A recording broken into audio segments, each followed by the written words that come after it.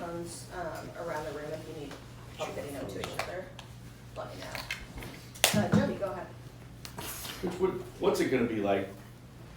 I don't know, you focus on the game, but still, it's in Cincinnati. It's got to be kind of cool for you to go back home and coach a game.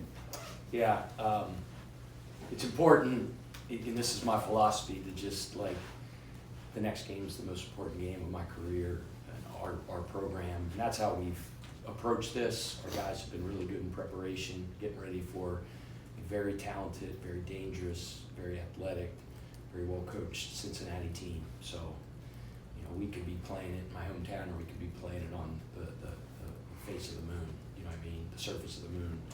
And it doesn't matter. They're going back to Cincinnati, obviously, has some sentimental aspects of it. I've never coached there throughout my head coaching career, so it'll be fun going back. You know, that arena in downtown is where some of my first basketball memories were. I think I went to a Xavier Cincinnati game, and I was trying to think of the year. It was probably like 80 or 79. We got stuck in an elevator, scared the crap out of me, but that was like one of my first memories of going to a game, and I thought that was so cool being in an arena. And one I'll never forget, and then to be coaching there now, it's kind of a full circle moment. Pat, kind of building off of that, obviously Louisville and Cincinnati have their own storied rivalry history. You played a year, you played Xavier, you've got a Xavier transfer on your roster. What does the rivalry aspect mean for you and the team? Yeah, I mean, we all know in this state what a big rivalry Louisville and the team down the street is. And in Cincinnati, the Xavier-Cincinnati rivalry is huge, and it's houses divided, just like houses are divided here in Louisville and in our state with that rivalry. You know, my wife started at the University of Cincinnati. She got her degree from the College of Mount St. Joseph, but so many of my friends went to UC. A ton of my friends went to Xavier. I went to Xavier. So I just remember, you know, some of the great moments of those games. I remember, you know, Coach Gillen and Coach Huggins getting into it after one of the games at the end. Obviously, everybody knows about the fight. You know, I was on the team. Wasn't on the floor much, but I was on the team when Xavier or UC was #1 in the country, and we were supposed to be nothing. And we made a buzzer beater. Lenny Brown hit the shot. They called it the shot heard around the I-275 loop. Made a shot at the buzzer to beat UC, and the famous Andy McWilliams, a longtime broadcaster, play-by-play voice of the Xavier Musketeers, said his famous line was, UC may be the #1 team in the country, but tonight they're the #2 team in the city of Cincinnati. That was kind of a famous thing, but you know, we got our tails kicked many years, and then we kicked their tails many years. So, but growing up, it's almost like you know, we played South Carolina State, and Eric, you know, was on that Final Four team. And although I was a Xavier fan, just remembering that Final Four team in what was it, 1992, with Nick Van Exel and Corey Blunt, and you know, all those guys. So, you know, it is kind of cool to be going back and playing the Bearcats. Kind of what I said before about playing in that arena, kind of a full circle moment. Kind of a big picture basketball question for you, Coach. NCAA published a report this week finding over, I think, a third of men's college basketball players are harassed by bettors. I guess, how have you seen that issue take root over the years of your coaching career, and then how do you try and kind of help? Man, it's crazy. The first time I realized it, because I'm oblivious to all that for the most part, not that I have any problem or not passing judgment on anybody. I just hate to lose money, so like I hate to walk into a casino. I just hear that noise and it just gives me the heebie-jeebies because I just don't do it. So I don't really pay attention to it a lot. But I remember several years ago when we were at College of Charleston, and we were really good. It was, I think, our second last year there, and we were a top 25 team. And we were rolling. We played somebody on the road, and then we had to stay, cause I forget where it was like Delaware to Drexel or something like that. So we basically were staying in the same hotel. And we won the game. I think we played Delaware. I pretty sure. And we get up the next day and we got like 2 days in between, so that's going to be kind of like a rest recovery day, and then we're going to practice and we're going to play the next day. And I'm down there and like getting my breakfast and I'm scooping my eggs, and I overhear a conversation between two of our players, and one of the guys like, I am getting crushed this morning on social media and I am getting blitzed. I mean, you should and they're laughing about it.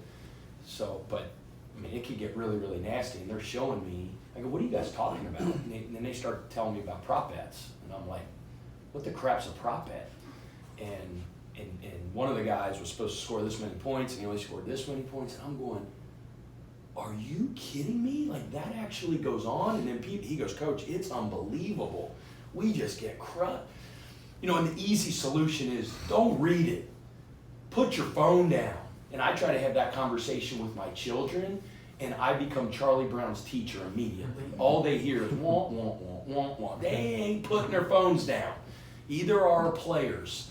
Ignorance is bliss, man. If you can block out the hate and the noise, and what a wonderful way to live. But nobody's doing that. But you're right. That is a real thing. And unfortunately, people these age, they get validation from these devices right here. And if they ever went and saw and spent time in the life of maybe a person that's giving them that type of scrutiny, and they're thinking, I'm listening, I'm paying heed to him, to her, to that person, but they do, and it's just a real thing, and it's something that we address with our guys constantly, and not just the hate from bettors when they lose a bet, but just the thump, as we talk about all the time, and that's people throwing praise at you and people throwing hate at you. As Nick Saban says, it's all rat poison. So, I talk so much about the audience of one, the Lord above, and just worrying about,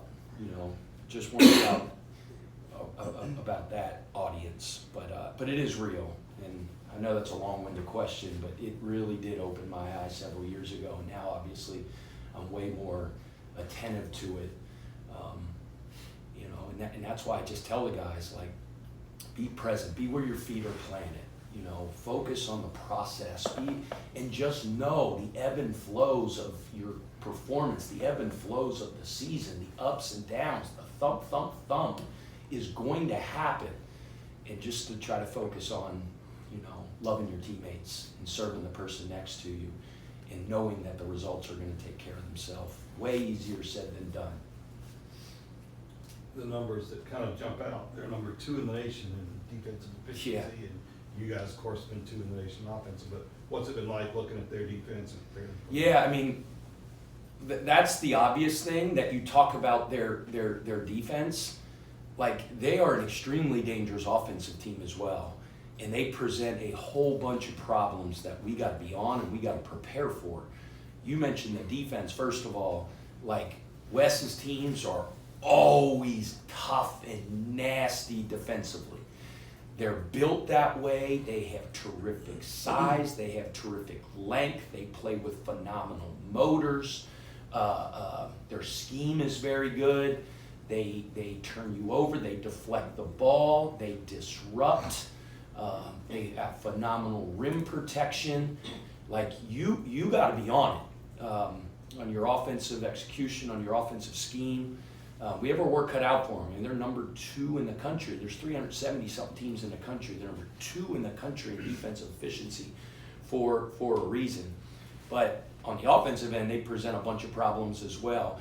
The one thing that he's done is, with this group he's put together, like, they have several very, very dangerous three-point shooters, and even their 5, who's a terrific player, with a really, really big time transfer, who's long and athletic, and he's a real estate guy, ducks you in, he's phenomenal around the rim, he'll step out and shoot threes. They play very fast, they're athletic. Their 4-man is a 6'11" 2-guard. if you want to call him a four-man. So, you know, they have a very dangerous and talented and well-coached team. So, you know, they have our guys' full attention, and it's going to be a big-time college basketball game.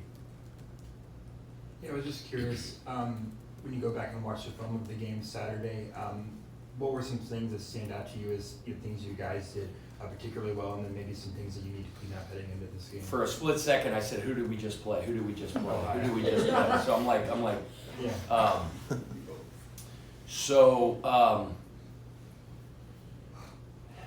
You know, I watched the tape 600 times as I always do, and we had a little bit of a longer week where the first day, you know, coming off the off day, and then we could really just kind of focus in on us and clean up some of the stuff from the last game. And you can kind of go back to a preseason practice, so to speak, where you're just working on the core principles of your offense and your defense without a slant toward your next opponent. And then, you know, we were able to turn our attention for a normal amount of preparation for Cincinnati. So, you know, how long do you got? You know, we can talk about transition defense, we can talk pick and roll defense, we can talk about two-hand closeouts, we can talk about being more good in our shifts, we talk about our pace, talk get it in faster, talk about our screening. You know, what do we do well? The way I am sometimes after games, the guys don't think we did anything well. So, even though we did. Pat, going back to the efficiency metrics real quick, while Ken Palm's really very high on you guys from an offensive standpoint, it's not quite as high defensively. So I'm curious, from your standpoint, what are some of your thoughts for the first 4 games in terms of the defensive efficiency? Yeah, man, it's everything. I mean, I'm talking 75% of our practices from June 5th till now is with a defensive slant. We got a bunch of guys that are playing to our system. They play really hard. Every pick and roll is the most important pick and roll in the history of our program.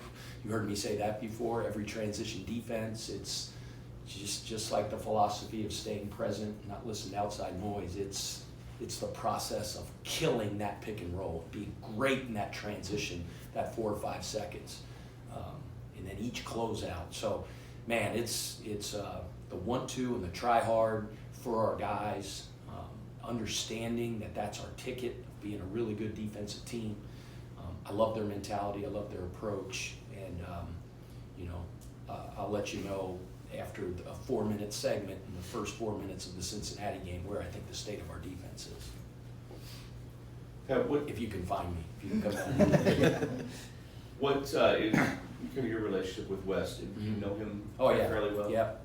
You know, it's funny, like we played Jeff Bowles the other day, Wes, we all kind of like, so many of the new wave of coaches kind of all came in together and grinded together and were assistants together. You know, the coaching fraternity, although, you know, the stakes have gotten a lot higher and the compensation has gotten a lot higher both for coaches and for players. You know, my mentor kicks Coach Prosser, and we bring up Coach Huggins, who were bitter rivals. The 2 programs were bitter rivals, but Coach Prosser and Coach Huggins were dear friends. And I just remember when Coach Huggins got sick, he had a heart attack. This was 20 years ago. And he was in Pittsburgh, and Coach Prosser got on a plane and flew up and visited Coach Huggins in the hospital. And we had like a game the next day. Like my hope is that, and it's harder now, it just really is. I don't know if the scrutiny was the same back then. I want to say the pressure wasn't the same, but the stakes are higher, and it's just harder for us coaches to have that coaching fraternity. And I really think there has to be honor among thieves. It's a good thing for our you know, for our profession, because we all know what we're all going through. You know, most people don't, but it's hard because it's so competitive. We're all trying to tear each other's faces off, the recruiting, on the court. And Wes and I are 2 guys that I would say have remained friends for a long time. He was at James Madison as a player, and then he was transferring, and ended up going to North Carolina. But I was an assistant, and we recruited him, and so I got to know him a little bit there. His dad went to Wake Forest. His dad was a supporter of our program, and I've gotten to know him really well over the years. So yes, Wes is a guy I know really well. I think he's doing a heck of a job.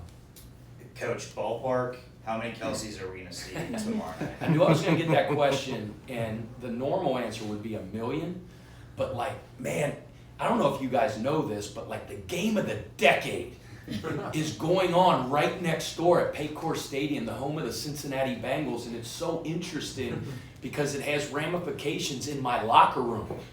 Elder High School is my home, the west side of Cincinnati. That is, I bleed purple. One of my best friends in the world is the offensive line coach, and he's been an assistant there forever and ever. They play our arch rival, St. Xavier, St. X, the Bombers, alma mater too, Kobe Rogers. So we are doing mass trash talking right now. And like there's gonna be 25,000 people at that game. And the west side of Cincinnati, there's a whole lot of UC fans there, but there's a whole lot of Elder. And on the west side of Cincinnati, you're born on the west side, you're raised on the west side, your kids go to Elder, and then your kids' kids go to Elder, and then your kids' kids' kids go to Elder. So it's good. I get it. I'm talking to Elder Nation right now. I understand. Like, this is as big as it gets for a chance to go upstate. I mean, St. X's, Lou Kuechly played there. I mean, he has a great program. Kyle Rudolph played at Elder. The Bengals were nice enough to move the game from Mason because they sold out the game in like 30 minutes. And the Bengals offered the stadium, so now they moved down there. So, like, I don't know if anybody's going to be at the game. Because I'm just telling you, high school football in Cincinnati is huge, just like it is here in Louisville. So I got a bunch of nephews that are students at Elder, and last year the starting linebacker was my nephew. He now plays football at Thomas More in Cincinnati. So my mom won't be torn. I'd be interested to see what she would do last year. If Georgie was playing at Paycor and we're playing at Heritage Bank, my mom just might run back and forth between the two with her rosary. So I don't know. Pat, curious your thoughts on the progression of Adrian Woolley. Seems like he's coming off possibly his best game, at least statistically. Yeah. You know, putting it in the bucket as well as on the glass Adrian's as well. a stud. He's doing great things for us. You can really see him coming on. I agree with you. Just tough as nails, man. Like that cat yesterday in practice tacks the rim, and guy goes up to challenge him at the rim, and like he gets hit and fall, and he's in midair, and I just close my eyes, and I hear thump, and I'm going, uh-oh. He's like pops back up. He's into the next rep like it never happened. I mean, that dude is Alabama tough now, man, and terrific player, and he's going to have a big time season for us. Coach, how have you seen Kaysen, his health and his progression like that? Is he kind of where you want him to be? He's coming. He's coming, you know. I mean, he's still not right now, he's still not a full year from the injury. I think we got to remember that. I mean, he's still not a full year from when he got hurt. And then after he got hurt, it was another 2.5 weeks or so, I think, before his surgery. So I think we all got to remember that. And he's coming. He's coming. And the reason I know he's coming is because his process is great. He knows, like, there's a progression to this. He knows there's a confidence factor to this. He knows there's a physical factor to this. And all he's doing is being a great teammate, working his butt off in practice every day when he gets his minutes. Like, he's kind of recovering on the fly, that getting experience on the fly. We weren't going to be able to just throw him in there and he was going to be the old Kaysen, but I think getting these minutes and then increasing his minutes, and then, you know, it's going to, when it hits, you know, it's really going to change our team. Anything else for Coach? Yeah, we saw the video of you getting the shoe at practice. How long did you able to keep that? I'm Or serious someone about took it that. from you? Like, people laugh about it, and that's fun. It's funny. It is funny. I can't stand when their shoes come off. Tie your freaking shoes. Like, that's fine. Like, you're going to see him, and Tommy puts it on social media, and that's great. Like, whatever. Promote our program. People laugh about it. It's fine. Tie your shoes. If there's one thing that drives me nuts when your shoe comes off, I grabbed Kel's shoe and I was trying to find the closest exit and I was gonna go outside and I was gonna throw that thing. Like Zoo has his teammates back. Like he's our guys. You're gonna laugh. They love each other. And Zoo's like, I'm gonna tackle Kelsey before he throws that ball outside, that shoe outside. And I'm trying to get around, and this big Greek dude is like chasing after me, and I see like something in his eyes. I get a little nervous, so I just threw it somewhere behind the water cooler.